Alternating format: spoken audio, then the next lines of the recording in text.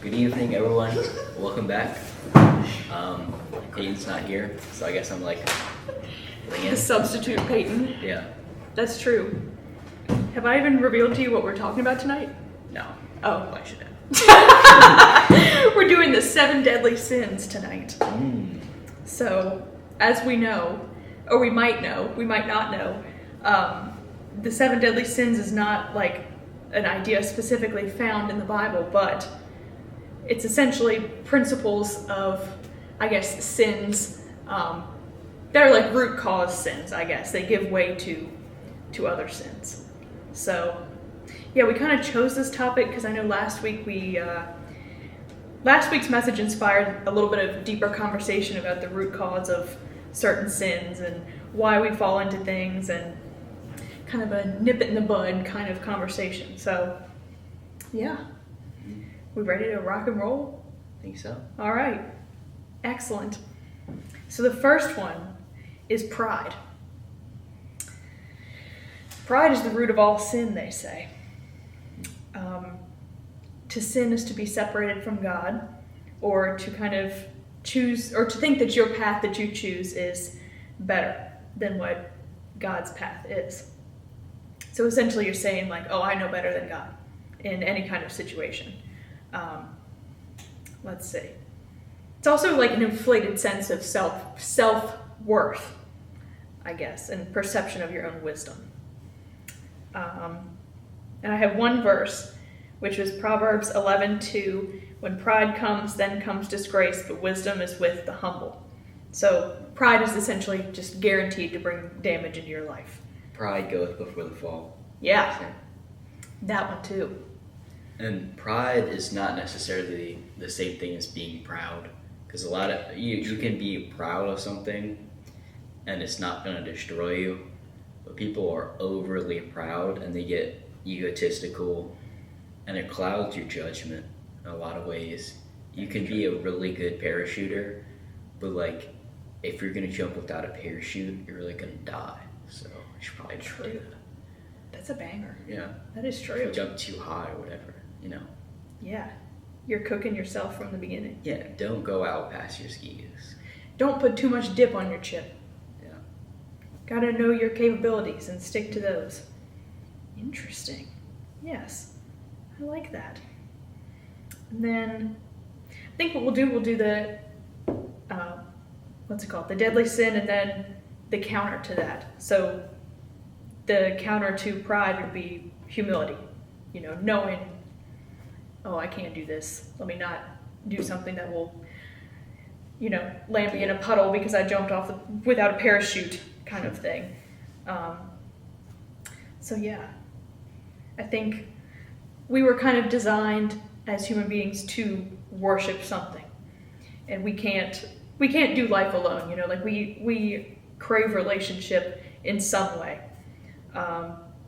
So basically, humility is accepting this and accepting like we can't do life alone, or we can't do life the way that we think.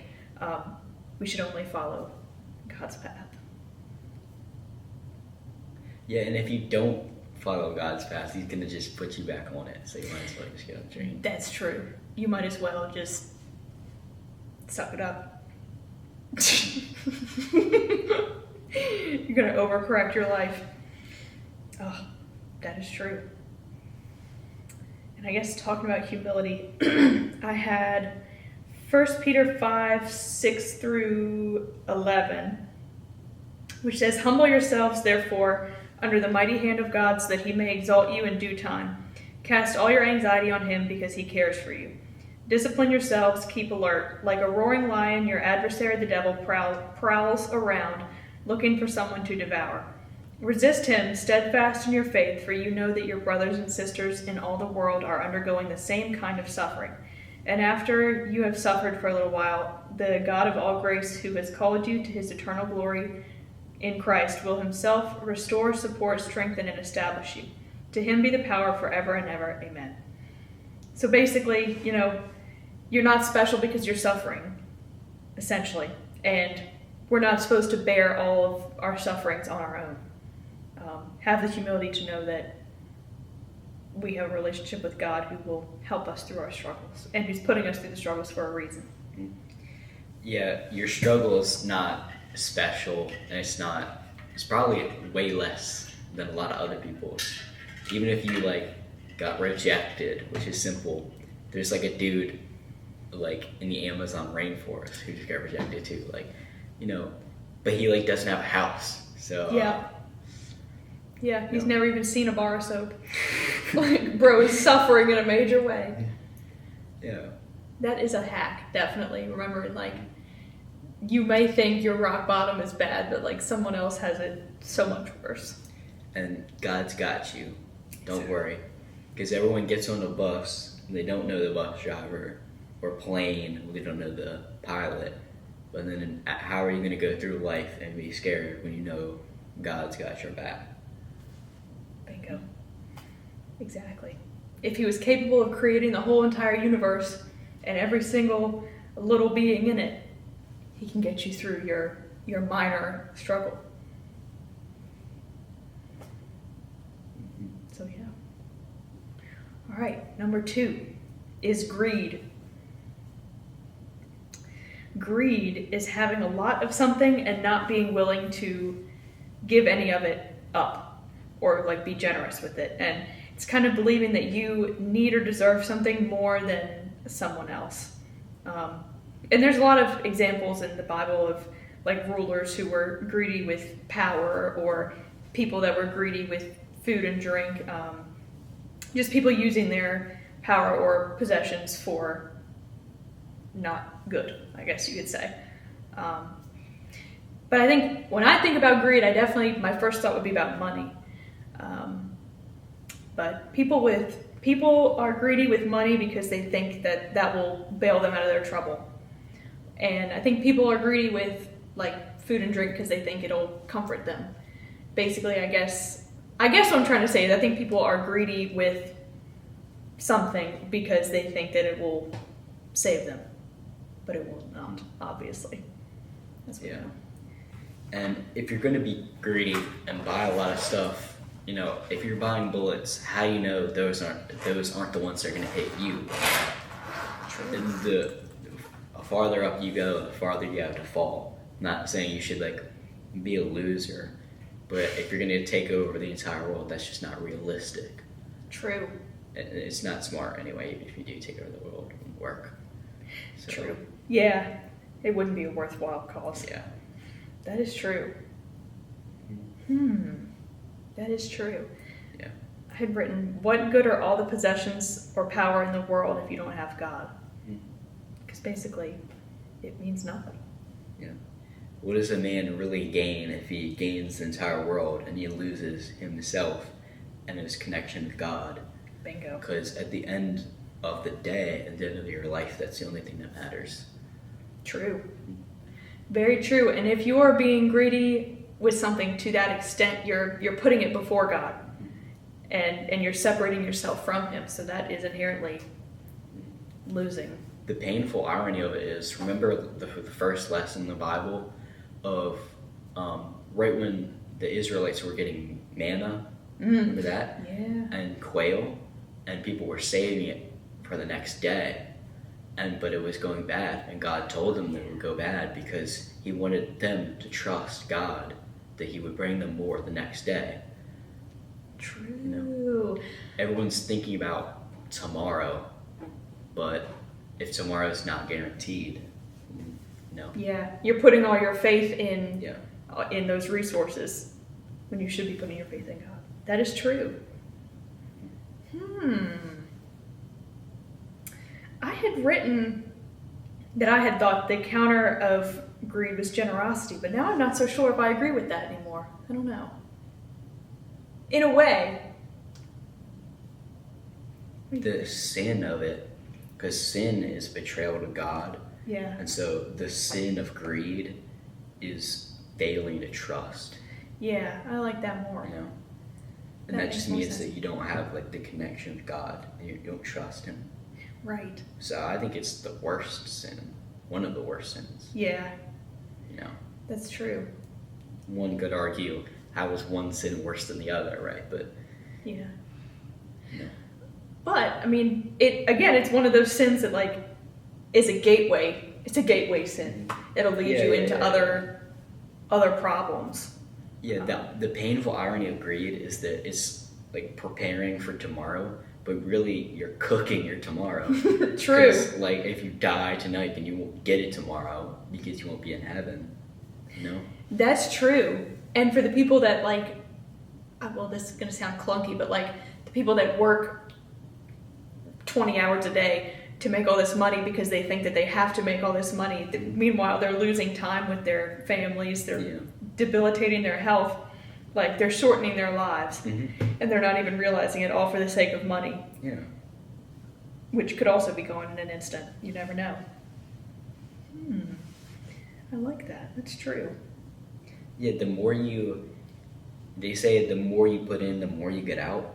But there is a point to where like you're putting in so much that you're taking it out just as fast. It's like digging sand on the beach. It's just like gonna fall back in. True. You know? Oh, that is true. I think that when you're born, you have a set amount of hours in your life, and you can work like 6 hours a day, and you'll live to 56. Or you can work 8 hours and you'll live to 50. Or you can work 20 hours and you'll live to 40. It's probably not actually like that, but you get what I'm saying. Exactly. That's true. Interesting.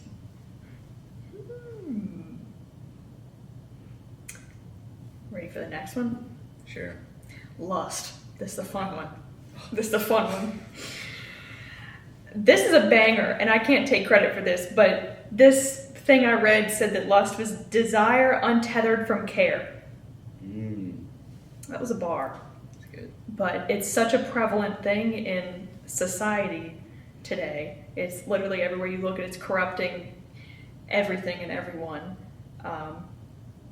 It's basically, when you have a desire to do something and you just don't care about the consequences, particularly in a romantical sense, but it's basically, your desire has large consequences and you just don't care.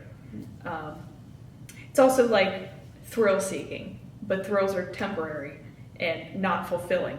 I was writing this and I was like, it's kind of like being on a roller coaster, because, you get to the top, it's fun and exciting, you go down the hill, and then it's over. Yeah. And then you're like, well, that was fun, but I kind of want to go back and do it again. Like, you're never going to find the fulfillment. You're never going to ride the roller coaster that's like, all right, I rode my roller coaster, I'm done. Because you get that high from it. So yeah. Yeah, and it's a lot like greed, which is what I was just talking about. And I use the analogy of digging on the beach, the sand. You're losing what she just said. Like, okay, I need another girl. I need another ride on the roller coaster. Like, whatever it is, because lust isn't just like in a romantic sense or whatever. It can be a lot of different things.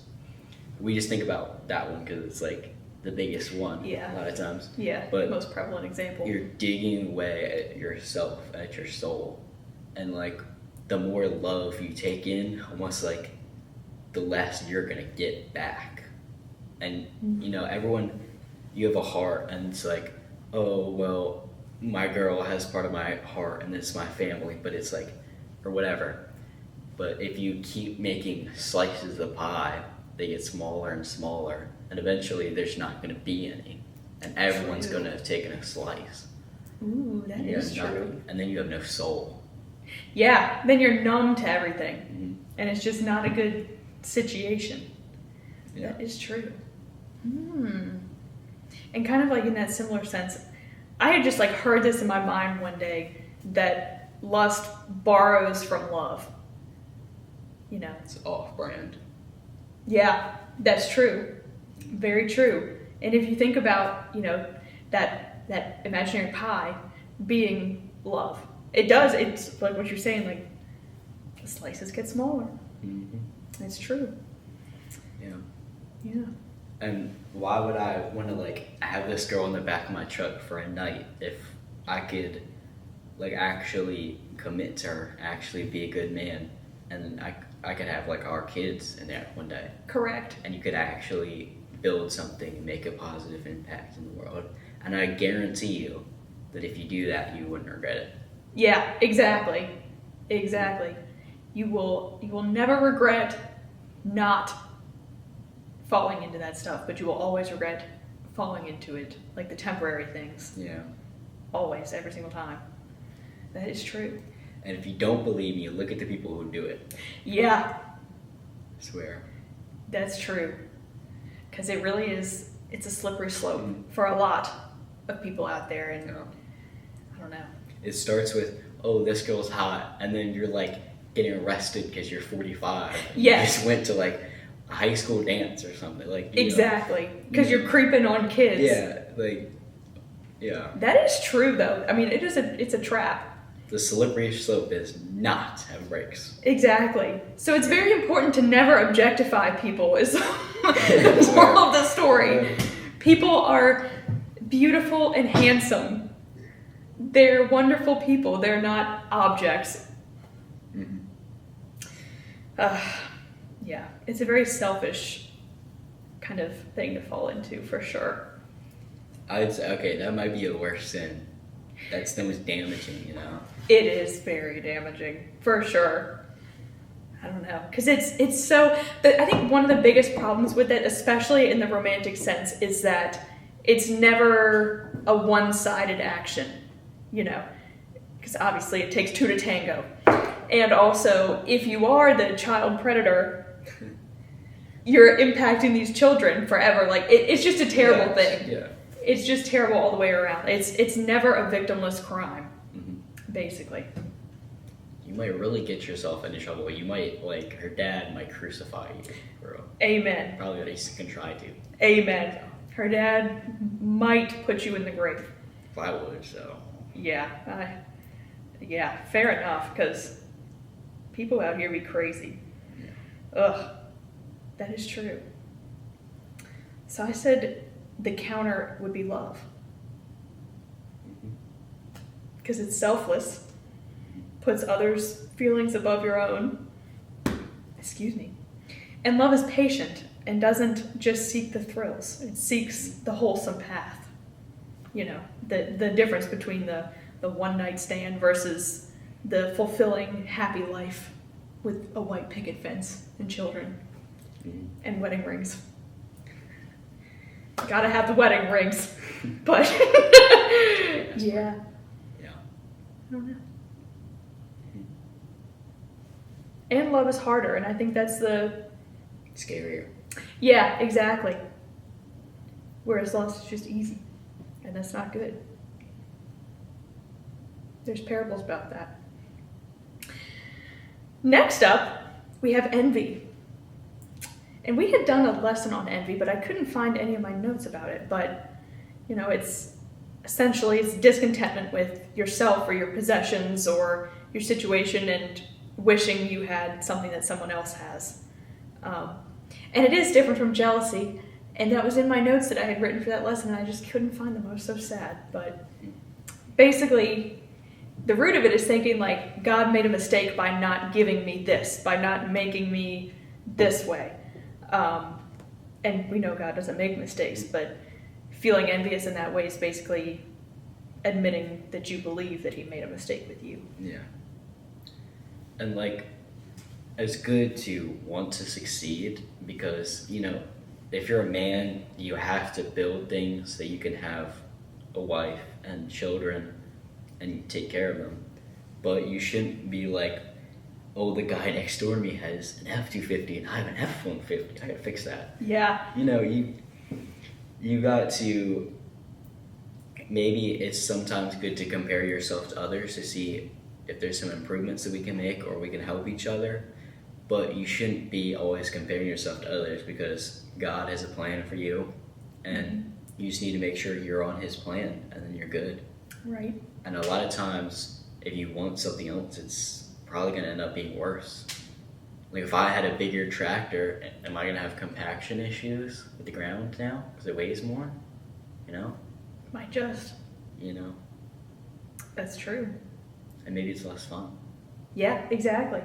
Less character. Yeah. That's true. Can't learn as much from it. Yeah. That is very true. I don't know.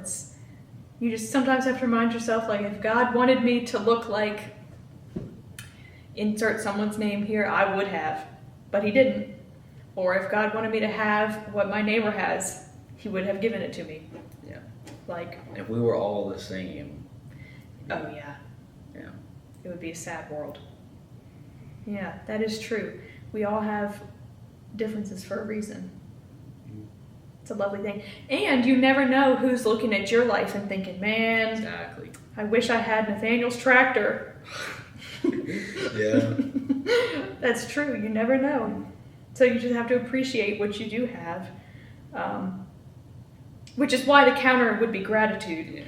And I had 1 Thessalonians 5:18, give thanks in all circumstances, for this is the will of Christ Jesus for you. All circumstances. Even when your tractor breaks and you're like, man, what the heck? If only I had Timmy's tractor, I would be thriving right now. No, you have to be thankful for the tractor that you do have, even if it's broken. Yeah. Exactly. But yeah, essentially God has blessed us all way more than we know, and we have what we have for a reason. We are who we are for a reason. And a lot of times people, it's like a math equation, like X plus effort equals Y, which is like the result. And you like Y, but who knows if you really, is it worth it to put in, like we were just talking about, it's going to cut your life shorter. Is that worth it? You know? Right. Or if you're going to build a business for your kids, are they interested? Like, oh yeah. if you were never there for them, why should they want to be you? Exactly. You know, you should focus on yourself.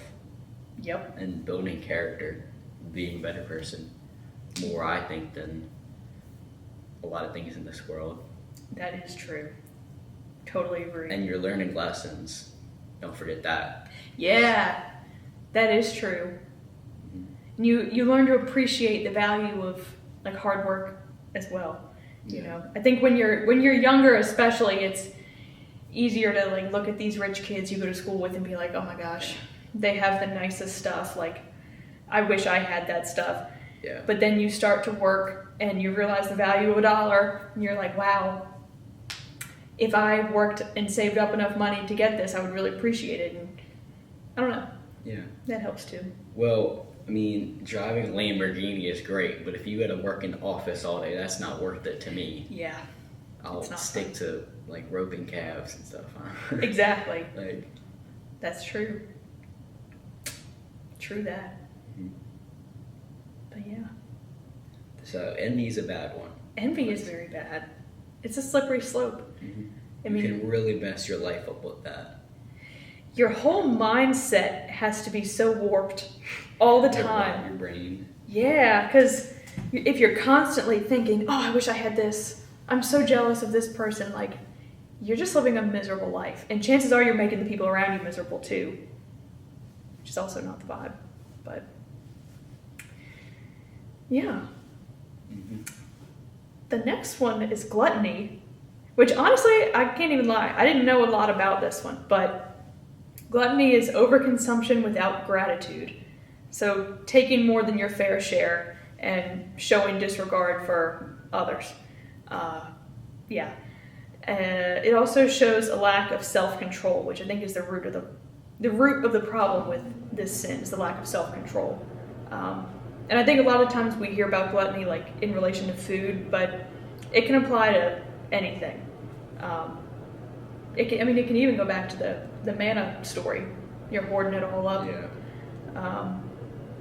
But yeah, whatever you feel gluttony towards, you're definitely putting above God, because you're putting all your eggs in that basket per se. So. Yeah. And like I said with all the other ones, you don't want to be getting too much and then you have nothing. Yes. You don't want to be that guy that peaks in high school. Yes. Exactly. Yeah. That is true, because people know. People can see right through that. Yeah. That is true. And Proverbs 23:21 says, gluttons will come to poverty. You may be riding the high for a little bit, but it will come crashing down, and it will not be pretty. Mm-hmm. Yikes. There's a ton of people who are Like, I could name them and you'd be like, yeah, I know that guy. He's like rich and famous. He's like that big boxer. And then if you looked up where he lives, it's like some $23 a day apartment in friggin' like the worst town in California. Yeah. The crime rate is insane. True. And you're like, how did he end up here? And you like waste your life, go to the casino all the time and throw it all away. When you don't earn things and when you don't get things the hard way, and a lot of times when you have too much, then you're not going to appreciate it. That is true. That's very true. You live with excess and you just get so used to it. It's almost like you get arrogant with what you have. Yeah. That is true. So yeah, I said the counter for that one is temperance, which is basically like self-control or restraint or being able to do things in moderation, but also like having the sense to steward what you have well, you know. Like if you are the rich boxer guy, knowing I can't go gamble my entire check today. Yeah. Because that's a terrible idea anyways, but... Yeah. So with all these sins, are you also starting to see the pattern here? A lot of people, it's very easy to say, oh, sin is just getting away from God. But you got to think about it from a holistic view, from the other way, right? Is that kind of the point of life is to reject everything. Reject the things you want and reject yourself. Reject what you want, but like who you are, and just be with God. Die to your flesh. Yeah. And Oliver Cromwell once said, so many men fight with God on their side. One should wonder who is on his. No? So the point of life is to walk with God. And walking with God means walking away from sin. And from walking away from, a lot of times, all the things that you want and that look fun in the moment. Yeah. But spending eternity, like, hanging from, like, a horse's hair, like, be on fire, kind of sucks. Yeah. Like, at the end of the day, is that lustful thing really worth rotting in hell forever? Yeah. It can't be. It can't be. That's true. That is very true. Yeah, you definitely have to realize, like, life with God is, or living according to God's will is so much better than choosing the wrong things all the time. Because again, it's just a temporary high, you know. Learn to deny those things because you devalue them. That is true. Very true. All right, we got 2 left. We have wrath next. Wrath is anger that goes past emotion into action. So basically, it's the inability to let your anger stop at being just a feeling. But it also goes back to pride, because when you act on your anger, you're basically inflicting what you think is deserved and not what actually may be deserved. You know, like taking matters into your own hands, basically. So. Yeah. I don't know. I always think about like road rage in this situation. Again, like, is it the wise thing to do? If another party wins the election and you go like shoot some of the people in that party, is that not going to give them more support? Exactly. At some point? You know, so you got to be careful with all that. Like, at the end of the day, they still won the election. Just because you shot somebody does not mean they're going to recount all the votes and change the... Yeah. It's just not going to do anything. And wrath is being away from God again, because you're following the emotion and not following his plan. Very true. Very true. It's just senseless. I had Romans 12:19 written for that, which says, "Beloved, never avenge yourselves, but leave room for the wrath of God, for it is written, 'Vengeance is mine, I will repay,' says the Lord." And I think that's something you can remember in the moment. Like, if you're big mad about something, just be like, this is not for me to fiddle with. This is God's doing. Now, it would have to be a really heinous situation. You know, if somebody cuts you off in traffic, you probably shouldn't be thinking, God will deal with this. God will deal with this. Because God. that's crazy. Send a tomahawk to his Yeah. house. Yeah, exactly. God, melt them. Yeah. Well, I was just about to say that. You should pray that God Yes. doesn't. But God, if this is necessary, you be the judge and the executioner, as that one guy on that one TV show said at the time. Yep. So, you know. It's true. We just... God knows what's in someone's heart. Exactly. And if someone hits you with their car and runs you over, how do you know there's not somebody like in the back seat, like hiding under a box with a gun to their head, Yeah. saying you better run them over? That's true. You know? You never know what somebody's going through Mhm. in that And moment. You're guilty because of your intent. That's why you go to jail for longer if you had really planned out to kill somebody. True. Very true. Yeah. That's a good point. I don't know. What gives us lowly humans any right to believe that we know better how to handle a situation than God does? We clearly don't. We can't even handle our own situations well. So, yeah. So then the counter to wrath would be patience, I said. Because to have patience, you need to be able to see a situation, accept it for what it is, and respond with calmness. And you act with intention and not with impulse. You act with love and not with hate.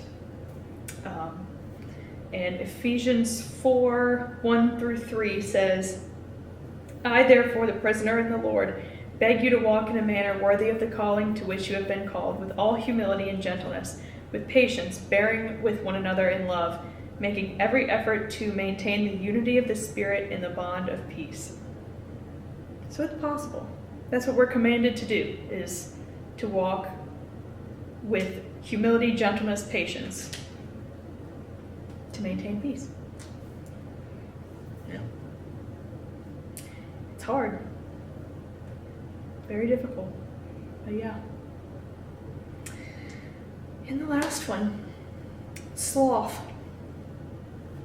So sloth is laziness with zero conviction. It's basically like you knowing that you need to do something and just refusing to do it. But it goes deeper than knowing you have to write an essay and just not wanting to do it, or knowing you have to do homework and just don't want to do it. It's knowing that you have to show love or care to somebody, but you just don't feel like doing it. Knowing that the right thing is available for you to do and just not doing it. It's like putting your comfort and contentment above caring for others, I would say. And that's kind of like the opposite of greed, but it's actually, this one is one that a lot of people miss. Mm-hmm. A lot of people don't pay attention to that, and it happens a lot because it can come in a lot of different forms. Like, Phones. And we're like, I think this is someone that I should be in a relationship with, that I should be friends with, but I don't really want to pursue it with them, and it can be pretty damaging. Exactly. Sometimes. I don't think it's something that you can. I think this is like the bottom. It's not the worst one because it's easy to identify what went wrong. Mm-hmm. But you got to just be attentive to. You're always applying yourself. You're always working, and that's. Like I said, sin is being away from God, but you have to. But not sinning, doing right is being with God. Mm-hmm. So being with God is about being attentive, doing what you're supposed to do. It's in like right action, defending the helpless, not doing wrong. Exactly. That is true. Yeah, and that's a perfect lead into the counter of it, which would be diligence. And when I was working on these notes, I was thinking I don't know why this came to my brain, but I was thinking about nurses who maybe they're parents. The nurse is a parent. And how different it is if they come home from their 12-hour shift and they go right to sleep versus they leave their 12-hour shift and show up at their kids' school play. no matter how tired they are, they're doing what is best for the people that they care about, or they're doing what's best for what they have been blessed with. Even if they have 1%, it means more to show up with 1% when you don't have to than being selfish and just charging yourself up, I would say. But yeah. Just working through your circumstances to do what you know you gotta do. I did have one verse. I had Proverbs 13:4, which says, "The appetite of the lazy craves and gets nothing, while the appetite of the diligent is richly supplied." So yeah, diligence. Yeah. That's all I had, folks. Yeah. All done? Mm-hmm. All right. Everyone, be brave and honor and fear God. Correct. Mm-hmm. Best advice one could give. Yeah. All right, well, I think we're back here next week, so So, I think so. I don't see why not. all right. We'll see you all next week.